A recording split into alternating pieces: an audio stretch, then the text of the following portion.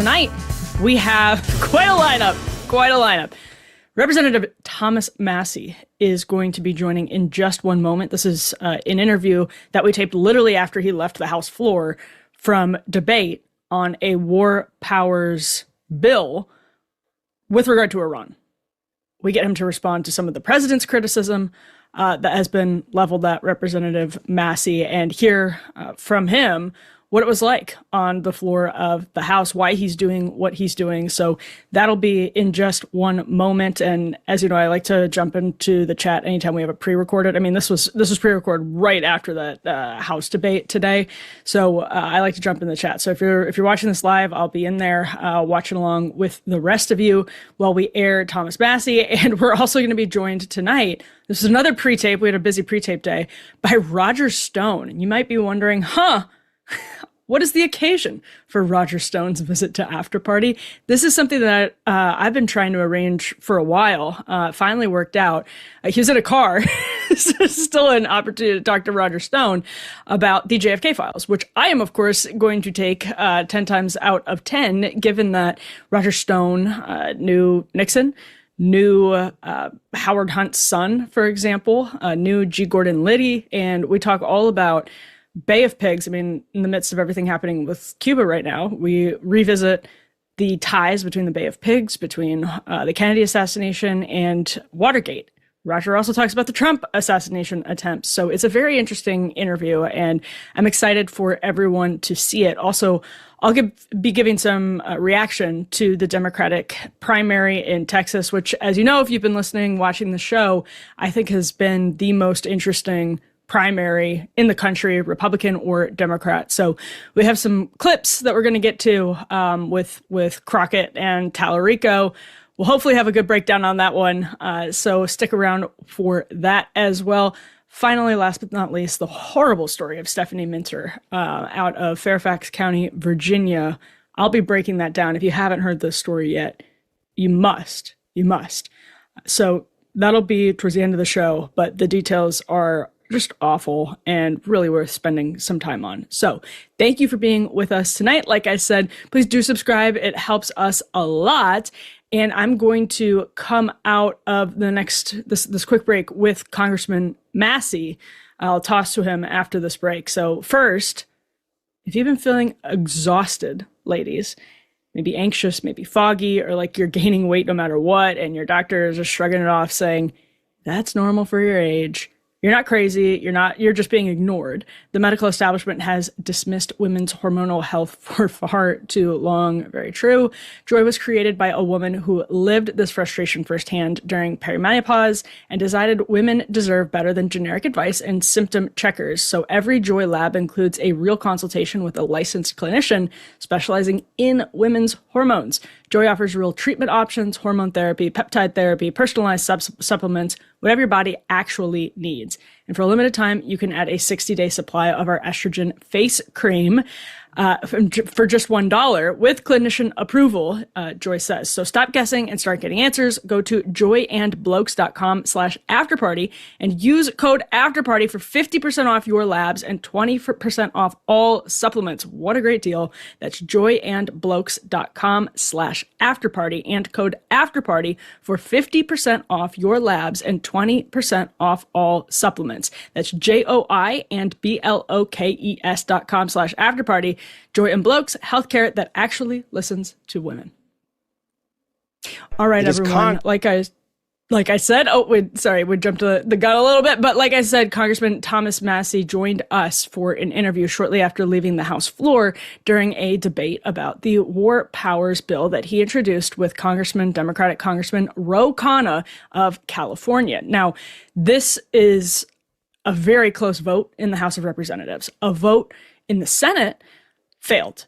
That failed right while we were talking, actually. While I was talking to Thomas Massie, the war power vote failed in the Senate. Now, if it had cleared both chambers, I talked to him about this in the interview, he would have been able to potentially get that to the president's desk, and the president almost certainly would have vetoed it. He has said he has no intention of seeking a war power bill from Congress or seeking congressional approval for the war in Iran. There are, of course, two different layers to this, right? The war power question, whether or not this was a constitutional use of executive authority. You know where I always land on this? Unfortunately, this is the expansive executive power that we have right now. You can cook up an OLC, Office of Legal Counsel, opinion to basically justify any use of military force, as has happened in recent years, many, many times. Now, is it out of step with the spirit of the Constitution and the spirit of Article 1 powers? Is the way our war powers have expanded over time out of step with that? Yeah. So I talked to the congressman about that. If there are structural powers, structural changes needed to be made to the war powers resolution. But most importantly, we got the congressman fresh off. Like, he walked straight from the House floor to his office to talk to us about what this debate was like as the attacks on Iran continue. This conflict continues right now. Literally, I'm looking at what's happening as we're sitting here in the Middle East. It's raging. So without further ado, here is Congressman Thomas Massie on our show right now, live for you on this Wednesday evening. It is Congress that must decide war. If American lives are to be risked and American blood is to be shed, that decision must be debated and voted on by the representatives of the American people. And that debate is meant to be arduous. And that vote is meant to be hard. I have a theory. I think my colleagues don't want to go on record because we have a terrible track record of meddling in the Middle East. They don't want their name associated with this when it doesn't turn out well. But Congress cannot be bothered with its constitutional duty because for many in this chamber, it's easier to simply allow someone else's sons and daughters to be sent to combat without their vote. Well, that was Congressman Thomas Massie of the great state of Kentucky on the floor of the House of Representatives, where, because he, along with Democratic Representative Ro Khanna, introduced a war powers resolution in regard to this conflict in Iran, there was a debate on the floor of the House of Representatives this evening, so this afternoon, really. Congressman Massie, you just came off the floor. Thank you so much for joining us. Hey, thanks for having me on. Yeah, absolutely. I want to get your sense of what the mood was like in the chamber. Such a consequential debate, such a consequential conflict. It does obviously feel sort of doomed to failure. I hate saying that. Senate is voting right now. Seems like it's going to fail in the Senate. But inside the chamber itself, what was the mood? What was it like, Congressman? Well, this is the culmination of an effort that Ro Khanna and I undertook this summer.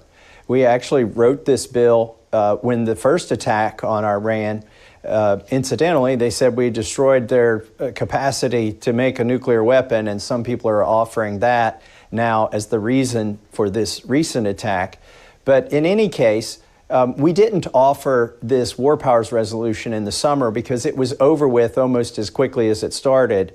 But in this case, it looks like we're in for, we've even been told by the Secretary of Defense this could go 4, 6, 8 weeks.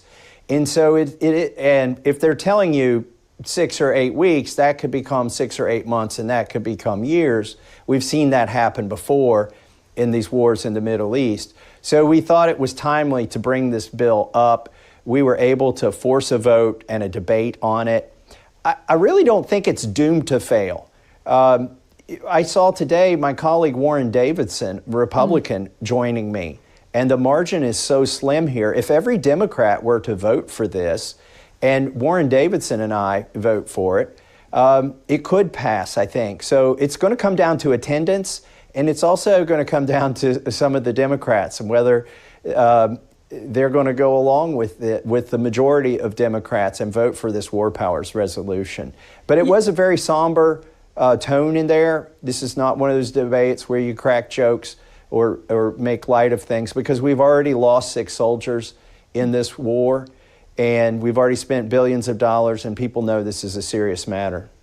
And, the the president would have to obviously overcome the Senate and the House would have to overcome a presidential veto, right? In all likelihood, if you manage to pass both chambers, not looking great in the Senate. So it is ultimately probably not going to convince the president, right? Is that the case, Congressman? Yeah, that's the case. Who's been slamming you, as you know. I don't need to remind you of that. But well, he has been. He told Real Clear Politics that you were, you're doing your thing, Congressman Massie. Well, I'll have to go find that. Every time he attacks me, we raise about $50,000 online. So we, checking my watch, we need an attack here pretty soon. And I am half-heartedly saying that, tongue in cheek. I would prefer he not attack me. It makes my reelection harder, but I'm going to do the right thing here in Congress regardless. And you're right, procedurally, if this were to succeed in the House and the Senate, the president could veto it and go on his way. Constitutionally, the way this should happen is one of my colleagues should come to the floor and offer a declaration of war. Now, I might undertake that myself, hoping that it wouldn't pass, just to do it the constitutional way, because in that case, it requires a positive vote, and it's not overriding a veto. We've got that backwards since 1973 in the War Powers Resolution, which itself is probably constitutionally flawed. But at least here's what we did. We had a debate today, and I asked, what's the reason? Why are we going to war? And I did elicit some members who are for this war on the Republican side to come up and give some of the reasons. And so at least we got that out of it, and at least we're going to get a record on the vote. And as you saw in that snippet, I have a theory that my colleagues don't want to go on the record on this. We dragged them kicking and screaming into this debate and into this vote, which will happen tomorrow. They don't want to go on the record because we really have a very poor track record in the Middle East. We can't really point to Syria or Iraq or Afghanistan or Libya and say that there's, a modern day Thomas Jefferson, rose to the occasion after we toppled a regime. And you're not going to have that here in Iran either. Look, it's a theocracy. And the president himself said that, his second and third choice blew up in the attack, that it was so successful. Well, I'm going to presume what he meant was he blew up the second and third in line to the Ayatollah, and that he was happy to have another Ayatollah as long as he could get one he could deal with. So this also is not about enabling, the advocates for freedom in Iran who don't want to live under a radical theocracy, who would prefer to live under a republic like ours. Do you get the sense from any of your Democratic colleagues who are lining up behind this? I saw Hakeem Jeffries saying, well, Libya was different, because Nancy Pelosi was getting some heat for saying, it's Obama can do what he was doing in Libya back at the time. And Hakeem Jeffries was like, that's different. Do you get the sense that some Democrats are very glad that you and Congressman Khanna are picking this fight, so that they probably wouldn't be so happy if you introduced a declaration of war, Congressman? They might actually vote for it. I know that it might put them in a tough spot. Look, I don't like to question the motives of my colleagues, but there are some Democrats who, frankly, would probably prefer this war if they had their president in the White House. And there are some Democrats who don't want to have to take this vote. And there are some Democrats, while I'm impugning their motives, who are just doing this to get in Trump's way. And I want to, okay, now I'll take a pause and I won't return to impugning their motives. Maybe those were their motives. But I want to let you know, when we had the war in Libya, or the attack in Libya, I wasn't in Congress at the time, but I was here for the 2013 vote on Syria, which never happened. Obama said that he would come to Congress and get authorization if we were going to have a full-blown war in Syria. And what happened is there was no support among the American people. And when they tried to get a positive vote to authorize a war in Syria, they pulled the vote because it wasn't going to succeed. Now, he undertook some, behind the scenes covert activities that weren't even known to Americans for quite a while. But I've been the same, whether it's Syria. I wasn't here for the vote in Afghanistan and Iraq. But let me remind you They did vote, and they in a positive way. It wasn't one of these war powers resolutions. It was an AUMF, and somebody came to the floor and said, we should do this, and enough people agreed, and they agreed in the Senate, and that's how that happened. And so we do have some fair weather patriots and fair weather constitutionalists. I don't care how you get to the foot of the cross, as long as you get there. If you're anti-war today and we can succeed, then I welcome you to the cause. Well said. Now, Mike Johnson, Speaker of the House, of course, has claimed this vote is dangerous, that your resolution would be dangerous, and it's a frightening prospect because his argument is that the commander-in-chief, President of the United States, needs to have this authority. So I guess my question then is, what should presidential war power look like in this high-tech age? It's not 1973, and distance is less meaningful. Do we need to change the war powers resolution to fit the spirit of the Constitution and Article 1 to begin with, Congressman? Well, let me unpack some of that. So Mike Johnson's arguments today sound like his arguments against the Epstein Files Transparency Act.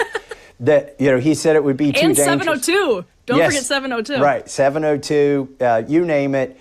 But the coincidence here is that I teamed up with Ro Khanna on the Epstein Files Transparency Act as well. I would love to see Mike Johnson make those arguments about presidential power if it weren't our party in power. It's just not going to happen. He would find a reason on that day to say that we need to follow the Constitution. As far as the war powers resolution of 1973, it is fundamentally flawed because there's a Supreme Court decision that happened since then that calls into question whether you can stop a war without the president's signature. So the war powers resolution says that you can either introduce a concurrent resolution between the House and the Senate, or a joint resolution between the House and the Senate. One of them needs the president's signature. The other one does not. When they passed the 1973 War Powers Resolution, they envisioned that it could be a resolution of the type that I have introduced that only passes the House and the Senate, and then the president has to abide to it. It's not presented to him. But there was a Supreme Court case in 1983, INS versus Chadha, that said you have to present everything to the president for it to be legally binding. And so it changed the structure of the War Powers Resolution. If we were to succeed using the path that I have taken, it would set up a very important constitutional question that may have to go to the courts, whether the president would be able to veto it or whether he would have to be able to sign it or not even.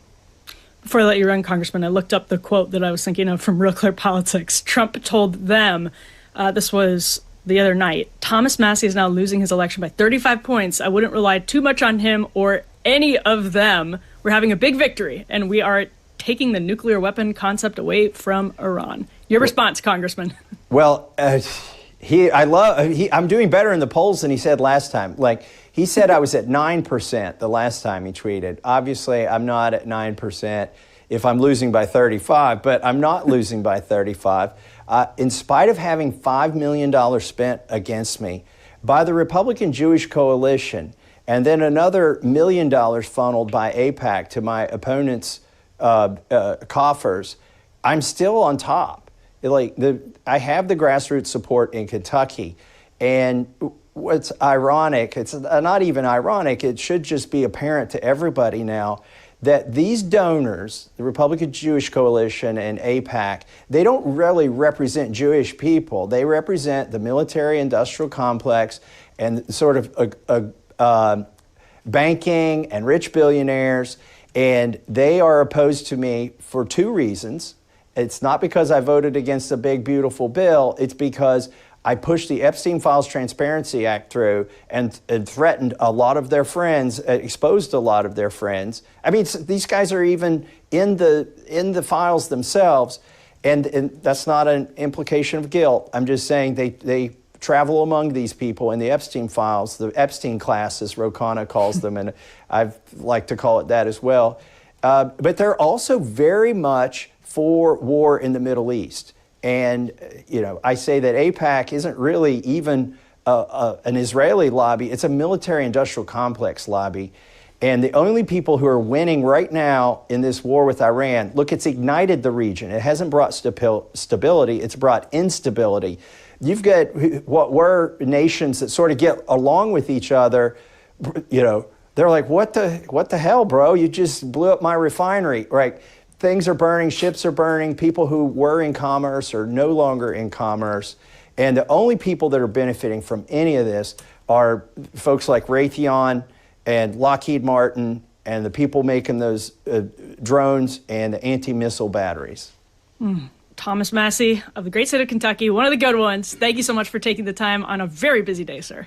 Thank you very much for having me on and for covering this very important topic. What the hell, bro? You just blew up my refinery. This is Thomas Massie's impression of the Gulf states in our interview today. Great to talk to Thomas Massie. I have a policy with, you know, as every journalist should, with politicians, that you have to always be skeptical of people in positions of power. I've interviewed Thomas Massie going back almost 10 years at this point, and you could probably tell from that interview, I am pretty impressed with Massie's consistency across the board. He's obviously very polarizing and controversial to many people in MAGA world right now who believe he's subjugating the party's interests to his pet causes. Maybe some people would say to his own interests. But, you know, again, I think the first time I interviewed him was probably 2017. So having covered him for a while, these are all his sincerely held beliefs. And we are wildly out of step with the framers' intention for war powers. I don't care who is president of the United States. It's also become much, much easier to launch a war. And I was glad to talk to him a little bit about that, because it is true that it's different now than it was in 1973, than it was in 1789, than it was in 1812, because obviously technology has shrunk the globe and made borders less and less, or made distance, I should say, less and less salient in this concept, because you can fly drones, you can launch missiles, nuclear technology, and the like. So interesting conversation with Congressman Massie. So glad to have him on the program. I want to talk now about this Texas Democratic Senate primary. If you have been watching the show, you know that I believe this is the most important primary in the country. The most important primary in the country, period. So going to get into that in just 1 second. First, a fresh start is possible. Debt can feel like it's getting worse every month, but that only continues if nothing changes. PDS debt has already helped hundreds of thousands of people rewrite their financial story and take back control, and your turn can start right now. If you're struggling with credit cards, personal loans, or medical bills, PDS Debt creates personalized options to help get you out of debt. They're A+ rated by the Better Business Bureau, have thousands of 5-star Google reviews, and hold a 5-star rating on Trustpilot because their approach works, and the longer you wait, the more interest and fees pile up. If I had needed this product, it is what I would use. So don't wait another month. Change your story in 30 seconds. Get your free personalized assessment and the best option for you at pdsdebt.com/Emily. That's pdsdebt.com/Emily. Again, pdsdebt.com/Emily. Check them out. All right. The Texas Democratic Senate primary is the most important in the country, I believe, because it pitted two fascinating experiments on the left against each other, different than what you're seeing in just about any other race. And it's not just relevant to the left. Now that, it looks like James Talarico is the nominee for the general election, and he will be going up against either Ken Paxton or John Cornyn. This is really a conversation about labels in general. So I'm going to focus on Jasmine Crockett, and then I'm going to focus on James Talarico, but just a little bit here at the top about what ended up happening in the race. So a Politico analysis last night actually found that Talarico was the recipient of more K Street money than Jasmine Crockett. This was interesting to me because Jasmine Crockett was running as a stylistic populist. If you saw Jasmine Crockett on television, you might have thought that's the populist in this race, because she was running on this aggression towards Donald Trump. And I should say this anti-norm post-Trump style, which is interesting. Democrats want someone who they feel can go toe-to-toe with Trump in the TikTok era. It's definitely a medium Jasmine Crockett uses more than other members, or maybe it's a more viral success than other members, for better or worse. And they thought, well, interesting. I mean, Kamala Harris got behind Jasmine Crockett in the closing days of this race. There was some hope that Jasmine Crockett, who ended up losing by a pretty healthy margin. Let me pull up the final results. Obviously, votes have been getting tallied all day, but right now, as of this very moment, we have most of the votes counted. So 98% of the votes counted, and Talarico's at 52.5%. Crockett is at 46.2%. That's a pretty healthy 6-point margin of defeat, despite Kamala Harris stepping in to try and boost Jasmine Crockett. But she was, just openly campaigning as an influencer, basically. I think that's probably a good way to explain the way Jasmine Crockett was campaigning. Now, policy-wise, you could describe her as like a Kamala Harris Democrat. She's a pretty normal, establishment-friendly Democrat, dare I say even corporate Democrat, which is interesting because she got less K Street cash than Talarico did at the end of the day. She's been friendly to crypto and the like, and Talarico's really tried to walk away from some of that stuff in his own past. He took money from Marianne Adelson for casino-related issues. I'm going to talk about Talarico's faith in just one moment, but that tells you a little bit. So Crockett is running as the stylistic populist, but a substantive anti-populist. Style and substance, there's an overlap. There's the middle of the Venn diagram, but style is substance. Don't get me wrong. But in terms of her ideological persuasion, Jasmine Crockett was not running as like a Bernie-aligned person. Really, James Talarico has tried to swerve pretty fully into the Bernie lane and is about to test a very interesting theory that I share with a lot of my friends on the left, which is you have a better chance if you look at the Ronald Reagan model. Ronald Reagan talked about bold colors, not pale pastels. This was in a speech he gave, I think it was at one of the early CPACs.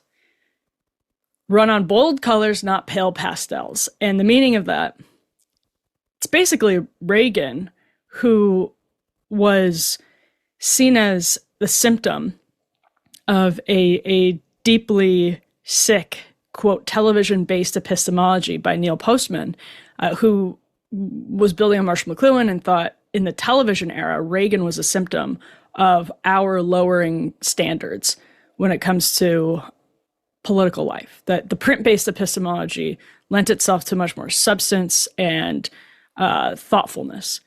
So in that sense, Ronald Reagan as an actor had signified to Postman in the mid-1980s that we were just all about style now. But Reagan himself understood that on television, people were looking for someone they believed in. And that's where the political advice of bold colors, not pale pastels, is really smart. You want people to believe that you believe what you're saying. Some people are masters of that, by the way, and they don't believe what they're saying. But if voters believe that you believe what you're saying, you're better off than trying to bullshit your way into some story about, well, maybe I walked this back, or maybe I changed this. You should level with voters, say, I have a different position than many of you on this, and here's why I do. Or, instead of trying to walk away from a position, just saying, I'm making the argument for it affirmatively. Here's my argument for it. And this is where a lot of people on the left, that's where I think Trump does very well in the 2016 Republican primary, despite the fact that some of his views were unpopular with Republican voters at the time. Some of them continue to be unpopular with Republican voters. People fundamentally trusted him. Many people fundamentally trusted him more than they trusted the others. Doesn't mean they would trust him babysitting or whatever, but it means that they trust that he believes what he says more than the other candidates. So my friends on the left, my populist friends on the left, have always believed that if people swerve fully into the Bernie Sanders lane, they'll be better off. Because if you're able to say, I have this consistent, coherent worldview, and it's democratic socialism, it's basically left-wing populism, here's what I believe in, it puts you in a position where you don't have to keep hedging, and you don't have to suck up to Dem leadership and the like. So this is kind of going to test that theory. And I guess Talarico's victory over Crockett kind of tests that theory. But in him, you have this stylistic populist, someone who swerved really into the Bernie lane, but was, I'm sorry, the substantive populist, but who stylistically was like Biden, right? He was like, we just need to bring back norms and decency and civility and respect. So you pitted, usually that's packaged with, usually that kind of Bidenism is packaged with Crockett's politics. And usually Crockett's style is packaged with Talarico's politics. And so this was a very fascinating clash of all of these things meeting at the same time. And Talarico pretty comfortably came out ahead with a monster turnout, by the way. Monster turnout in this race, like double turnout in other Democratic Senate primaries. So there's a lot happening here. Speaking of Crockett's stylistic populism, watch this clip of her. I mean, this puts it all together, like exactly what we're explaining here. This puts it all together perfectly. This is the woman that Kamala Harris endorsed for president of the United States last night, as the results were coming in, showing she pretty clearly lost to Talarico. Pretty definitively. There wasn't a lot of debate about this. S5. We encourage each and every one of you to remain resilient. We cannot allow this type of behavior to be rewarded, because so long as they know that they can win, even if it means cheating, then they will continue to do it. So I am asking you, I am begging you to make sure that you go ahead and figure out where it is that you are supposed to vote, stand in line, wait in line. During her speech last night, which was not a concession speech, she went out and addressed voters and said the same thing. She said, hey, listen, looks like cheating in Dallas County. She said something to the extent of Republicans are going to do what Republicans are going to do. Of course, it's a Democratic primary, but that was Crockett's line. And within like 12 hours, we can put F10 up on the screen, she conceded. She said, this morning I called James and congratulated him on becoming the Senate nominee. Texas is primed to turn blue, and we must remain united because this is bigger than any one person. This is about the future of all 30 million Texans and getting America back on track. With the primary behind us, Democrats must rally around our nominee and win. I'm committed to doing my part and will continue working to elect Democrats up and down the ballot. Some consultant language there, pretty obviously. But this woman went literally from being in the election was stolen territory to, oh, I'm behind James in like 12 hours. That is incredibly cynical behavior, and I don't want to let that pass at all. Whoever is playing with people's trust in elections, I think we're going to see more and more of it. I think honestly, you could probably go back to 2000 and then to 2016 when Hillary Clinton herself was flirting with some really dangerous language. Then obviously, of course, to 2020. I still think Ben Sass put it best at the time when he said that Trump and others, Rudy Giuliani, Sidney Powell, I don't know if he named them, but I would include them in this, had been, quote, playing with fire by how they talked about the election in 2020. Jasmine Crockett was doing all of that on election night, talking about how it looked like there was cheating, and then flipped on a dime. So it's good that she flipped on a dime because there is no evidence of widespread cheating in the Texas Democratic Senate primary. And there wasn't when she said it. Is she so self-involved to believe whatever? Maybe somebody told her and she trusted whoever told her, but she's a congresswoman. She is the candidate. It's a reckless thing to say without having significant evidence. So this isn't even to score a partisan, this isn't even for partisan score settling, I should say. This is like a bleak sign of the future, I think, that we're starting to see politicians play so casually with people's trust in literally like a primary. We're not even talking about a presidential election, but a Democratic Senate primary. So let's roll this compilation put together by Western Lensman of Jasmine Crockett's changing vibe, like her accent changing throughout her political career. It's interesting, and it gives you a glimpse again into the cynical political career of Jasmine Crockett. Because these people, they are crazy, because they always talk about how Christian they is. Yeah, I don't know how many of them on that side are getting divorced because they getting caught up sleeping with their co-workers, staffers, interns, all the things. On-campus mailboxes, and at that time, my school hired the Cochran firm. And there was a lawyer who graduated from University of Houston who was assigned to me. You're not. We done picking cotton. We are. That was about immigration, by the way. Enough to find a plantation. But at the end of the day, I am who I am, and I am authentic. That we're done picking cotton line was about immigration. She was saying, we want Hispanics to pick cotton now. Just a gift to the Republican Party, of course, but also very, very cynical. And there's no way we were ever going to avoid the, quote, television-based epistemology Neil Postman wrote about. I mean, we are careening down the slippery slope technologically, and it changes our politics in ways that we haven't been well equipped to handle. I think Brett Weinstein and Heather Heying would call it hypernovelty. I think that's a great word for it, actually, is that when technology changes the environment around us so quickly that as human beings we can't adapt. But also you see that just downstream of evolutionary biology and politics. Humans are having a hard time adapting. Human politics are having a hard time adapting to the TikTok-based epistemology, and which really is more the social media, the algorithmic social media-based epistemology, which prizes extremism in one direction or the other. And maybe Talarico's win is something of a rebuke of that, or maybe it's just a sign that we're kind of in the middle. It's weird because I'm not in the cult of the movie Idiocracy as so many other people are.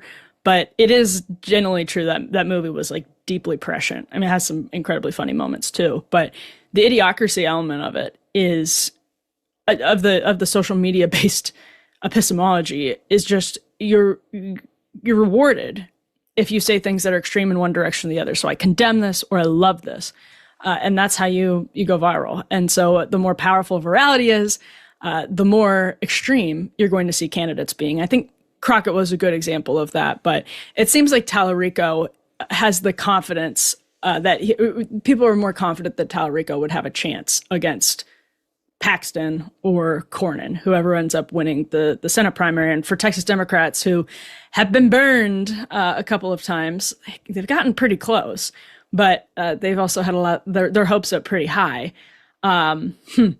They want someone who they think is in a position to win statewide. And Crockett is pretty obviously not the best choice for that. So let's move on then to James Talarico. Can James Talarico win statewide? He's now, of course, a state representative down in Texas. And already, Talarico's old social media posts, clips that have been ping-ponging around really ever since he went on Joe Rogan. You may remember Rogan said something to the effect of like, you should run for president. Rogan was very swayed, was moved by Talarico. Talarico, I'm excited to play some of these clips. We actually have a montage because this is the Democrats' hope in the Texas Senate race. After the runoff, we'll know who the Republican nominee is in late May, so May 26th. I just want to start with a compilation of some of the things that Talarico himself has said on cultural issues. So none of this is about economics, which he basically tried to run on. What he was talking about is kind of the middle of the Venn diagram between culture and economics. He's trying to run on how this is a race not about left and right, but about top versus bottom, which was interesting against Crockett. He was very like deferential to Crockett throughout the race. It was kind of an interesting campaign, but she didn't really go after him on a lot of this stuff. He really left a lot of this cultural stuff alone, but he was trying to say this is like an anti-elite campaign. Well, he has just about every elite opinion conveniently for, as he was referred to in one headline, a theologian. He conveniently has just about every single elite opinion on culture war questions. Take a look at this. Our southern border should be like our front porch. There should be a giant welcome mat. I want to acknowledge that our trans community needs abortion care too. So when I use the word woman, it should not be understood as an exhaustive term, but rather as a lens through which this guy couldn't even win in Brooklyn anymore. Examine and interrogate patriarchy. Similar to how we specify anti-black racism. God is both masculine and feminine and everything in between. God is non-binary. But I say all this in terms of, in context of abortion, because before God comes over Mary and we have the incarnation, God asks for Mary's consent. No. Which is remarkable. I mean, go back and read this in Luke. So to me, that is an affirmation in one of our most central stories that creation has to be done with consent.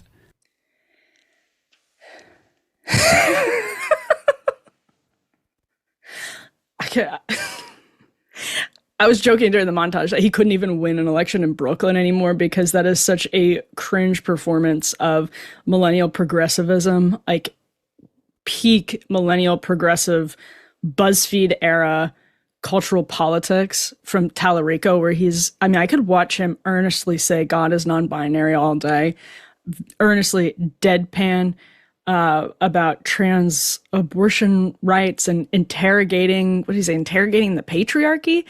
Again, that would have gotten you like an automatic A+ at Oberlin 10 years ago. But now, I mean, these are things he said like in the last 5 years. Now it is so pathetic. I think we all understand that it comes from this very banal and uninteresting, again, well of conformist politics, like conformist elite politics. And Talarico's not exactly elite. He is in seminary, clearly progressive, theologically progressive seminary. But it's not, I mean, it's the politics of somebody who's trying to signal that they are with the good side, with the right side of history, with elites over and over again on these cultural politics. And now he's trying to run a campaign about how this is about top versus bottom, not left versus right. John Cornyn and Ken Paxton are both far from perfect Republican candidates. So don't take this as me acting as though this is going to be a cakewalk for Republicans. I do not think that's the case, nor do I think either Cornyn or Paxton are particularly good conservatives in their own right. They're very like moral stand-up conservatives. They're very flawed politicians. Both of them are very flawed politicians. So I'm not saying anything to that degree. I'm just saying, Dave Weigel of Semaphore pointed out, Talarico handled in South Texas, where he seems to have done very well. He handled the border a bit differently than immigration policy should be like a front porch. Talarico, that version of Talarico, at least in that forum and that performance, maybe did. He was a little bit more careful about it. So I think he's a smart politician. I think his politics are fundamentally boring millennial progressivism that puts him on cultural issues much more in line with elites than, for example, working class Hispanics. Then I think a lot of like suburban Texas voters are going to want to see.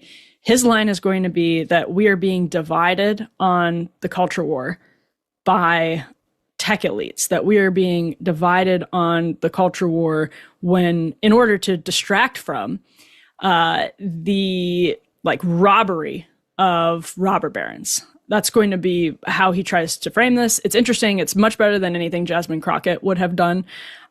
Interesting as it would have been. But that's where he's going to have to fight against Cornyn or Paxton. And again, better than Jasmine Crockett. But when you are out there talking about trans abortion rights, can we put the Tim Miller post up on the screen? I think we have it. I have it here too in the box. Yeah, okay, so let me put this up. This is Tim, who's of course been on the show. He posted, all the MAGAs I follow are our teen Talarico tweets from 5 years ago. We'll see what the impact is, but it does reinforce my belief that the Dems would really benefit from finding an upstart in 2028 who emerged in 2022 and didn't really post during peak woke.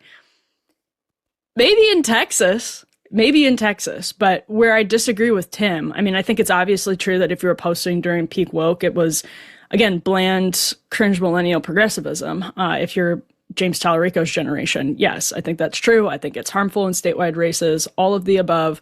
I think if Joe Rogan had gone down that list with Talarico, he would have had a really hard time defending those positions to Joe Rogan's face. But, I mean, like, look at this one. Look at this one. This is Talarico saying, I got the coolest action figure for Christmas. Thank you to all the healthcare superheroes working today. Let's help by getting vaxxed and boosted. This is December 25th, 2021. It's a Fauci action figure. Fun for the whole family. What little boy wouldn't want to wake up on Christmas morning to a Fauci action figure under his tree? So excited you have to post about it on social media. Nothing better. Here's March 3rd, 2021. James Talarico, why I'm still wearing a mask. Big grin on his face. The mask says, love thy neighbor, which is a wonderful message, of course. But again, March 3rd, 2021, James Talarico. So obviously, Republicans are going to have a field day with Talarico because he did post during peak woke. Yes, I think that's the case. But I also think one of the biggest problems for Democrats is that there is a not insignificant portion of the electorate that actually does still demand things like trans abortion rights. It's not the average voter, but if you want to have a good relationship with the grassroots left, Talarico's trying to give the grassroots left what it wants to hear on foreign policy and on economic policy, and hopefully just not have to talk about, where does he stand on these things now? But you bet your ass John Cornyn and Ken Paxton are going to force him to talk about trans abortion rights, all of these. It's talking about the front porch being having a welcome mat on your front porch. They're going to go hard in on that, especially in a state like Texas on Talarico, and he is going to then be between a rock and a hard place. Look at the trouble that Kat Abu-Ghazaleh has had in Illinois when hardcore leftist voters who thought they had found a champion in Abu-Ghazaleh, who was like blocking ICE vehicles and really rose to prominence as a candidate because of that. They found out she had a more normie establishment foreign policy, and it's been a struggle for her. So when Talarico has to talk about some of this stuff and either disavow those extreme left cultural positions or embrace them, he will find himself between a rock and a hard place. And I would just say to people on the left not to dismiss how some of this is going to land with working class Black and Hispanic voters. The notion for a long time was that on the left, they had to use phrases like Latinx and they had to talk about intersectionality, which he literally did in that clip I just played. They had to do all of that because it's what Black and Hispanic voters wanted. And then they kind of realized, well, no. I mean, we'll see. But there's been a kind of consensus that, not really. That's probably not the best way to appeal to Black and Hispanic voters. In fact, many of them actually reject it because they're Christians or because they are cultural conservatives. And this clocks to them as elite bullshit. In the same way, cutting social programs clocks to people as elite bullshit. They're like, this is what corporations were pushing.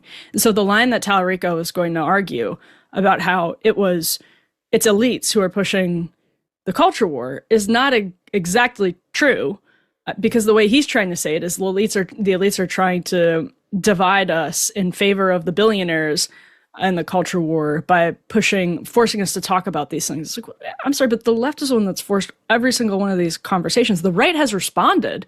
Don't get me wrong. The right has responded, and there are lots of billionaires who love talking about culture war issues so that we are distracted from economic issues and those divisions. Don't get me wrong. I think that's absolutely true. But let's not act like the culture war wasn't pushed by people who were out there saying, we need to care about trans abortions and give Fauci action figures and post about wonderful Fauci action figures. And just like, again, down the line of him talking about he's the one who started talking about Mary and consent incorrectly, by the way. That is not what Luke says, unless you are trying to see it that way, like actively trying to see it that way and block out any of the evidence to the contrary.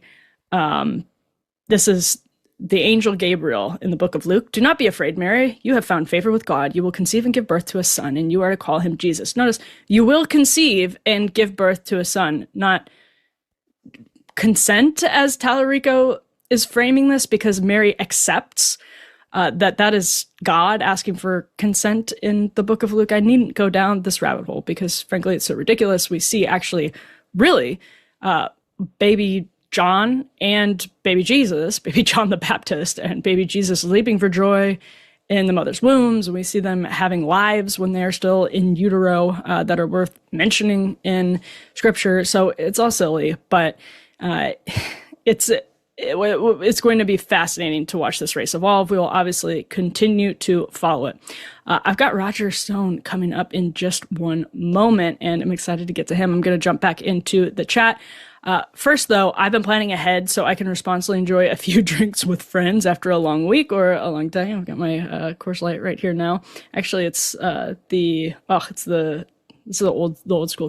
school bottles. I love those. But anyway, my trick for staying balanced is ZBiotics pre-alcohol. It's the world's first genetically engineered probiotic created by PhD scientists to help you avoid rough mornings after drinking. When we drink, alcohol turns into a toxic byproduct in the gut. And it's the buildup, actually not the dehydration, interestingly enough, that leaves you feeling lousy the next day. ZBiotics pre-alcohol produces an enzyme that helps break this byproduct down so you can wake up feeling more like yourself. Just make it your first drink of the night, enjoy responsibly, and you'll set yourself up to feel your best tomorrow. I actually tried ZBiotics before a dinner recently. It was a work dinner, but it was like an open bar work dinner. And you notice a real difference the next day. You actually do. I made it up the next morning without feeling sluggish. So let's be real. Usually a Friday night out, or in my case, maybe a work dinner, means a Saturday morning spent canceling workout classes and the like. But since I started incorporating pre-alcohol, my glasses of wine don't disrupt my morning flow. So remember to head to zbiotics.com/afterparty and use the code afterparty at checkout for 15% off. All right, everyone, I'm going to bring in Roger Stone, the man, myth, the legend, in just one moment. Want to set the table a little bit first. JFK files have been coming out since the Trump administration demanded transparency, induced this season of heightened transparency. Anna Paulina Luna, a Republican in the House of Representatives, has been spearheading this, and we are learning more. JFK Facts, the Substack, tracks this very well. They even have an AI integration. Anna Paulina Luna and Jefferson Morley have had very helpful conversations. Jeff Morley runs JFK Facts. He is a rigorous investigator in this space and has found some documents in the recent releases that are very much game-changing. Again, he's somebody who's followed this for a really long time, but Roger Stone has as well. Roger Stone says he had a conversation with Richard Nixon himself, where Richard Nixon told Roger Stone that it was LBJ behind the Kennedy assassination. And this matters right now as people are doing these excavations of Watergate history, of Kennedy history, and of what's happened to Donald Trump.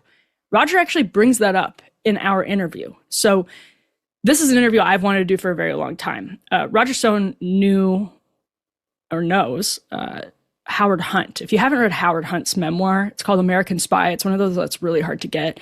But his Forrest Gump style life in the CIA and intelligence worlds, I think he actually even goes back to the OSS, is fascinating. And Roger wrote the foreword to Hunt's son, St. John Hunt's memoir.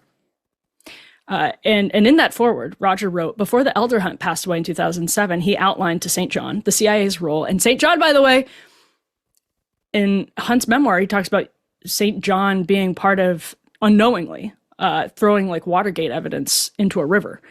This is people who know a lot. So he writes, the CIA's role in toppling governments. Hunt passed away. He outlined to St. John the CIA's role in toppling governments, plotting against Fidel Castro, confirming the involvement of CIA agents in a plot to kill JFK, and noted that Vice President Lyndon Johnson was, quote, running the show. So With all of that in mind, I really wanted to talk for months. We've been trying to make this work with Roger Stone. He's in a car for this interview. We might try to get him back on to have like a really long, big picture conversation. I'd love to do that at some point because of everything that he knows and he says has happened. But in the second Trump presidency, where we see so much, we see some parallels. There's clearly a fight happening within the intelligence community right now over JFK documents, over disclosures in other cases.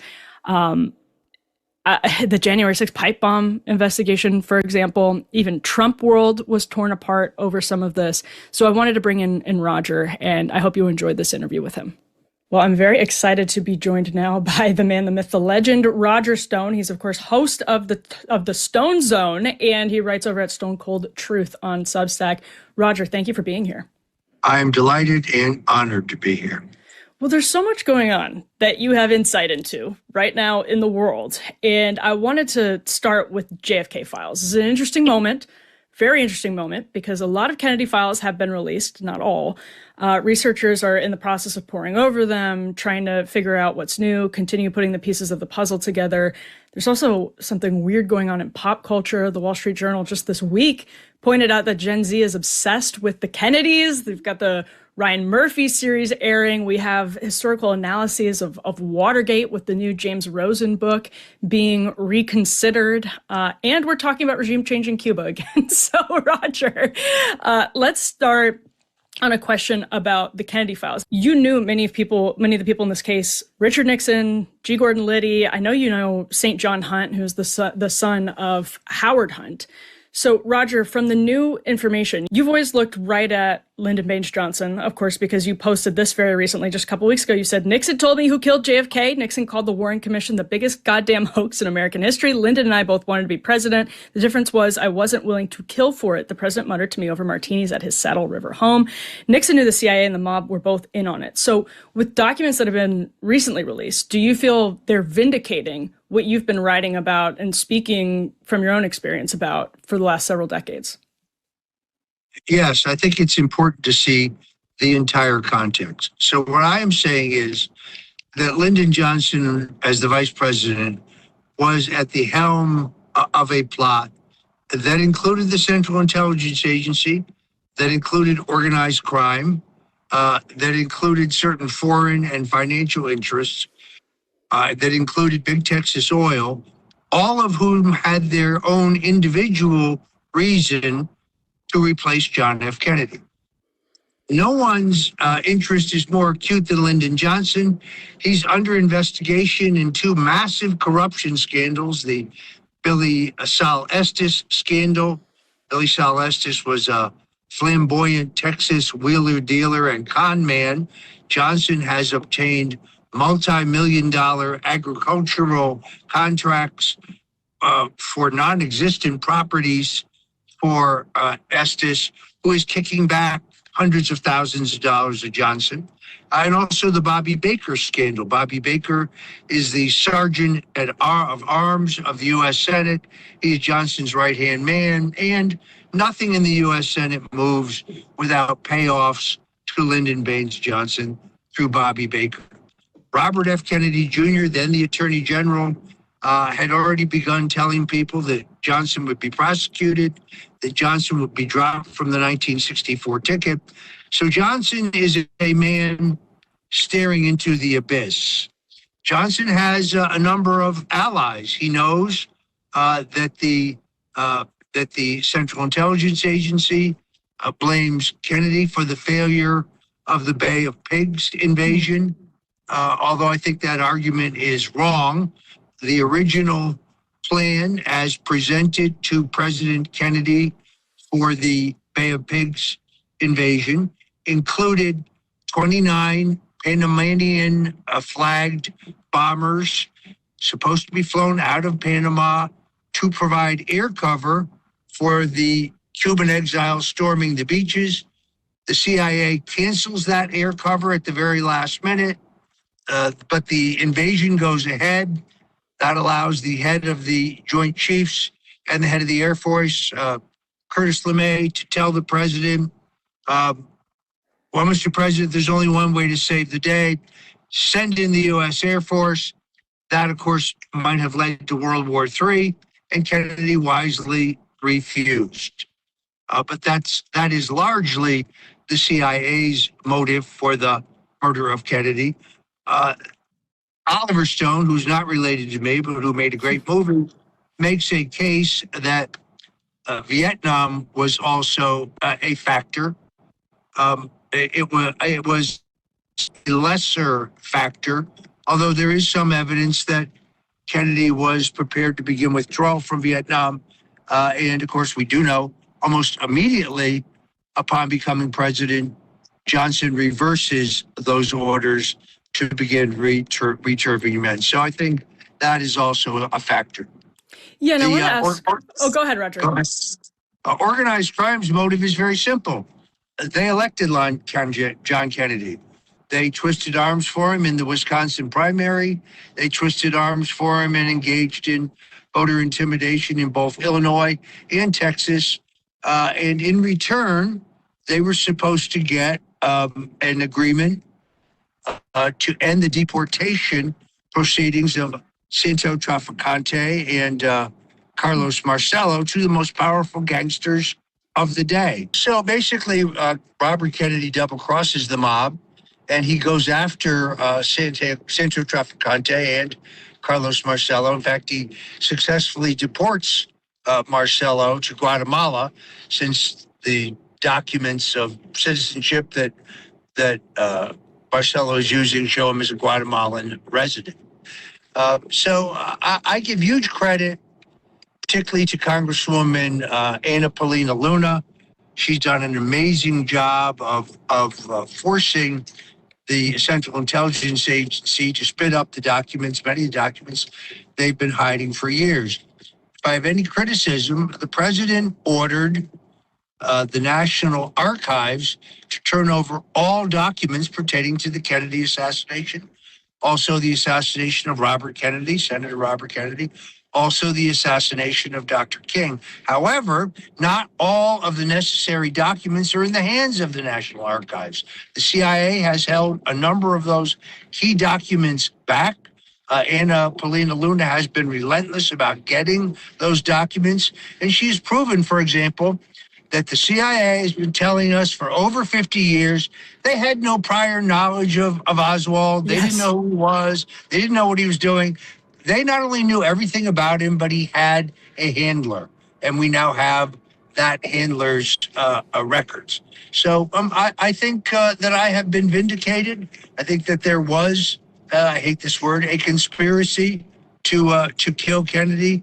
And I've named those who I think were deeply involved.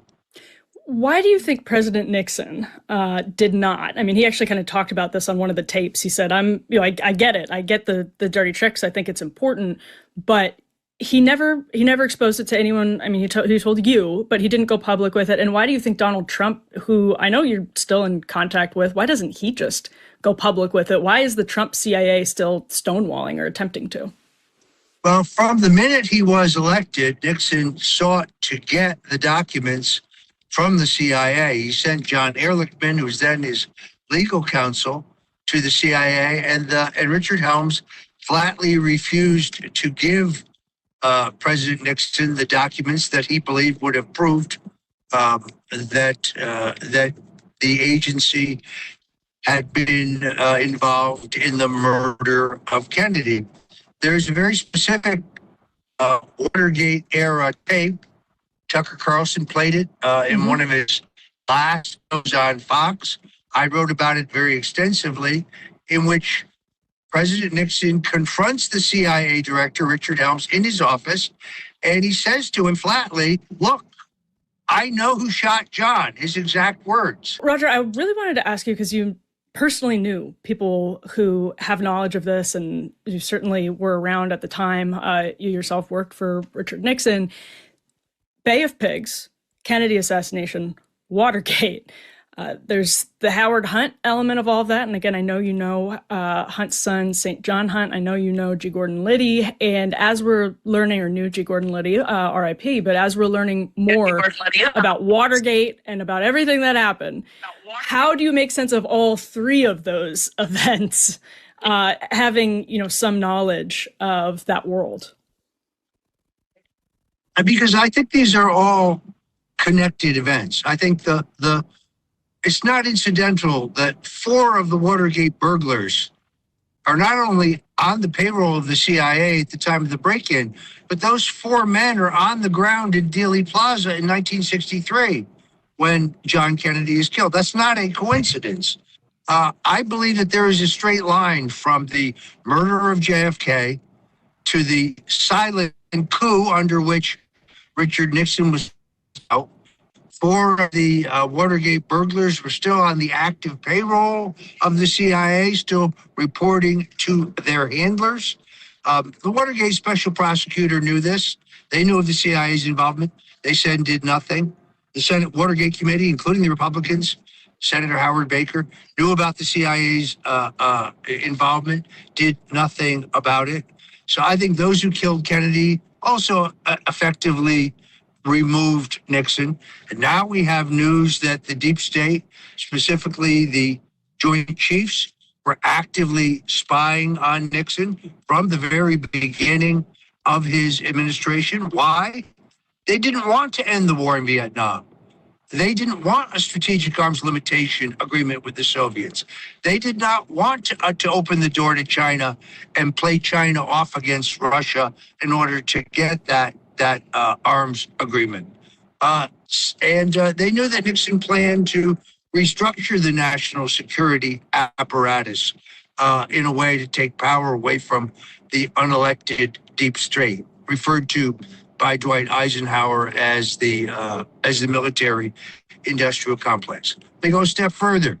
These are the same forces who attempted to kill President Ronald Reagan in the first year of his term in a failed assassination. I believe they are the same forces who tried twice, perhaps now 3 times, to kill President Donald Trump. This is the deep state. They do operate, as Jack Smith's investigation shows us, outside the parameters of the law. So I think this is one history, one continued history, not the same people, obviously, but the same entities and the same network of those inside our military, inside our national security apparatus, inside the think tanks, inside the defense contractors. Those are the black hats of history, if you will. Well, and lastly, Roger, Donald Trump, as you said, was the target of an assassination attempt, and a very odd one at that, with some obvious parallels. Does that mean, Chuck Schumer has his famous quote about, if you mess with the intelligence agencies, they have 7 ways back to Sunday to get, they have 7 ways till Sunday to get back at you, directed at Donald Trump.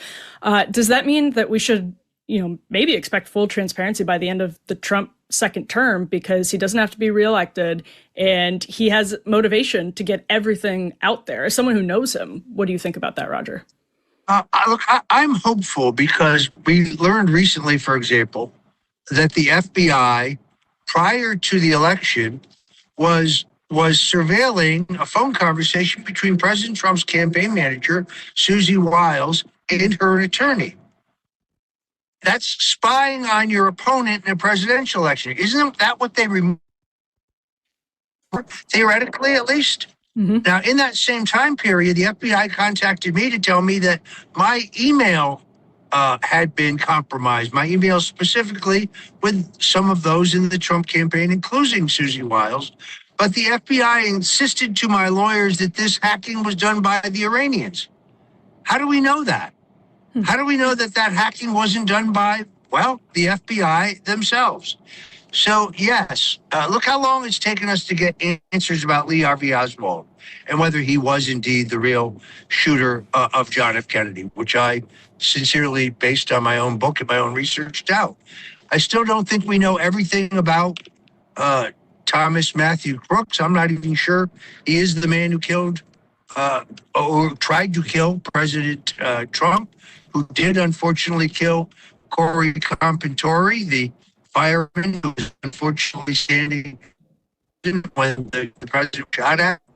I'm still not convinced that Brian Routh, the man who was convicted of the president in West Palm Beach, is not a CIA operative. There's a lot of evidence to me that would indicate that he is. Roger Stone, the host of the Stone Zone, and with such interesting writings on this over at Stone Cold Truth. Thank you for being so generous with your time this afternoon. I really appreciate it.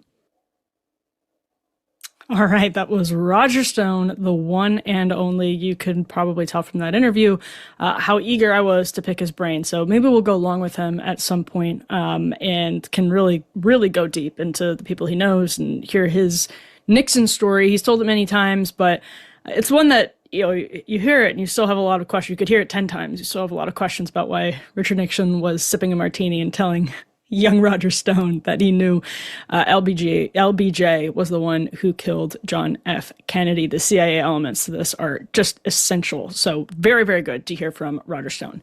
Before we wrap the show for the evening, I want to tell you about the case, the tragic case of Stephanie Nicole Minter, who's a 41-year-old mother, killed at a bus stop in Northern Virginia on February 23rd. This is the People magazine article. Headline here: Mom was fatally stabbed, allegedly, by a apparent stranger while waiting at Virginia bus stop.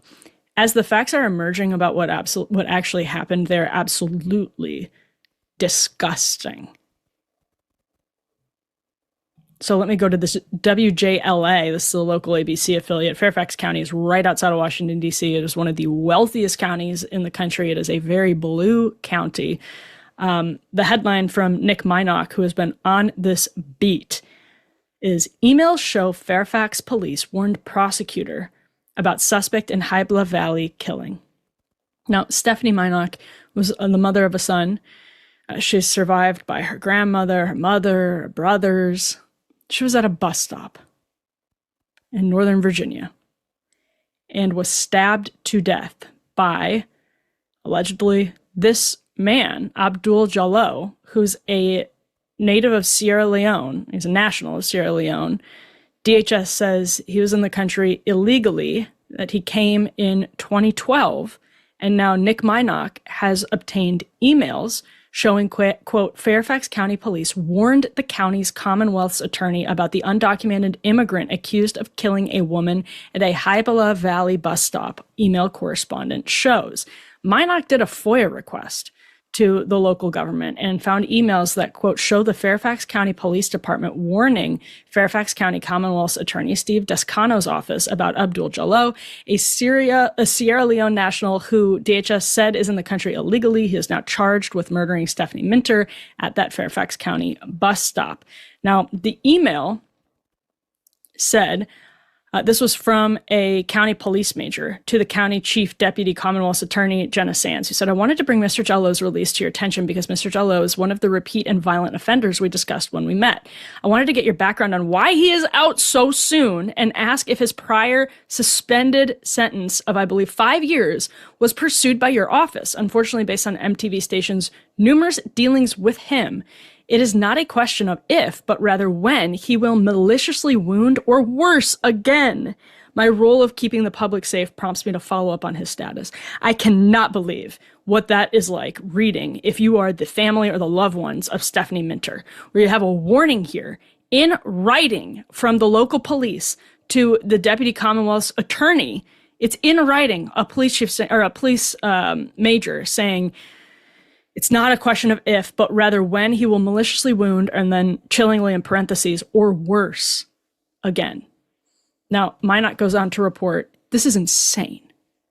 Quote, Jallo has more than 40 past charges in Fairfax County, ranging from rape to assault, and in almost every case, Descano's office dropped the charges. It's you couldn't write a story this damaging or this damning for the left's combination of immigration policies and criminal justice reform. Steve Descano is not a super well name like some other prosecutors have been. I want to put this one up on the screen. This is from Tim Carney, who is far from a fringe person. Tim is one of the best reporters in Washington. He is on the right, but Tim is just absolutely rigorous, and he's been writing about Steve Descano because Tim lives in Northern Virginia for a long time. Descano is described by Tim as a, quote, George Soros-funded Commonwealth's attorney for the suburban county of 1 million who has openly stated he won't enforce the law when it clashes with his ideology. The results have been ugly. Richard Cox was already a serial offender when he exposed himself in a women's locker room in Fairfax, but Descano let him go, and he proceeded to expose himself in a high school girls' locker room. Abdul Jalal was arrested more than 30 times, including for malicious wounding, but was repeatedly set free. He is now accused of stabbing Stephanie Minter to death on February 23rd. Gret Glyer was executed in his bed in a calculated assassination. Descano let the killer go with an insanity plea. And a Chinese pimp, Tim continues, ran a brothel in a residential neighborhood across the street from a school bus stop while police did everything they could to shut it down. Descano's office dropped the prostitution charges and let the place continue operating until the Republican Attorney General got it shuttered. People who live in these communities, deep blue communities, I'm talking about Democrats who live in these communities, feel utterly helpless because all of the money was, and all of the money and the momentum, consequently, was with these Soros type prosecutors who are criminal justice reformers, but of a very particular persuasion on the left. They're far left criminal justice reformers. And these experiments have played out in many communities around the country over the last 10 years. And voters, including Democratic voters in places like San Francisco, have rejected them. People like Larry Krasner have hung on amidst recall elections, to be sure.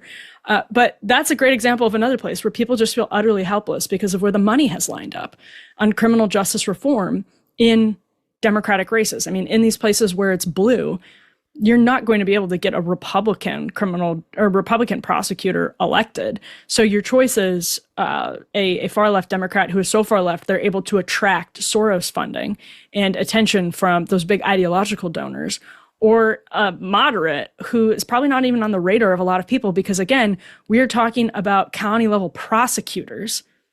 Soros is the one who, again, for his ideological goals, you can give him some credit for this, pioneered the model of being a billionaire with a nonprofit that's going to suddenly focus tons of energy on these local prosecutor races. And that's where, again, people in these areas who are not even Republicans, I mean, there are Republicans in not insignificant numbers in even blue cities, but people just feel helpless. It's like this stuff is happening despite logic and despite the politics.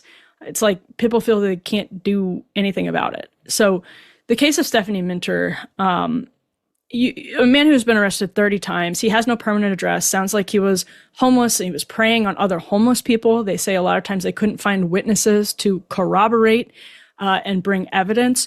When you have 30 cases of arrest on charges ranging from rape to other violence, and this guy is out on the streets, you have a warning from the police,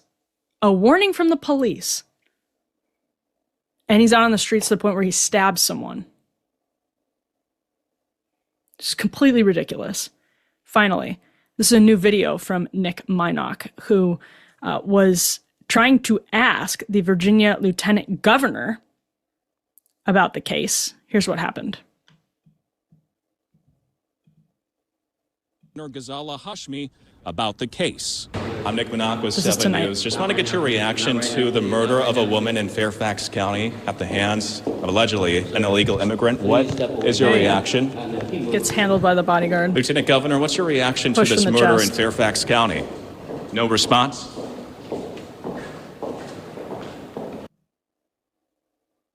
That was just 3 hours ago. Proper response, of course, would be, it's a horrible case. I'm so sorry.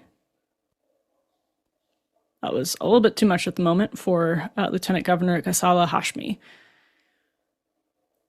Again, I'm trying not to be depressing and bleak, but it does feel like these cases just keep happening and just keep happening and happening. A reminder, that 100% of crime committed by people who should not be in this country, let alone on the streets. I mean, we have seen cases of native-born Americans, not even Sierra Leone nationals, who have had rap sheets like this, who are allowed to victimize other Americans on the streets. Not right in either case, but 100% of crime committed by non-citizens is preventable. Insane that you have a non-citizen with a rap sheet like that who is on the streets. Virginia Democrats are going to have to answer for this one. This case is really starting to get traction. I was worried when I first saw it that it would be just another drop in the bucket, but it's not. Stephanie Minter is not just a statistic. And it's time to wake up. Time to wake up. All right. I'll leave it there for tonight. I could keep going on, as you know, but appreciate everybody tuning in. Please do us a favor and subscribe. You have like 24 hours roughly to get an email in for this week's happy hour over at Emily@devilmaycaremedia.com. I usually record those on Thursday afternoons, so I will look forward to reading your comments and your questions over there tomorrow. The episode will drop Friday around 5 p.m. Make sure to subscribe on your podcast feed if you want to see that. Thanks so much for tuning in. We will be back here with more After Party on Monday.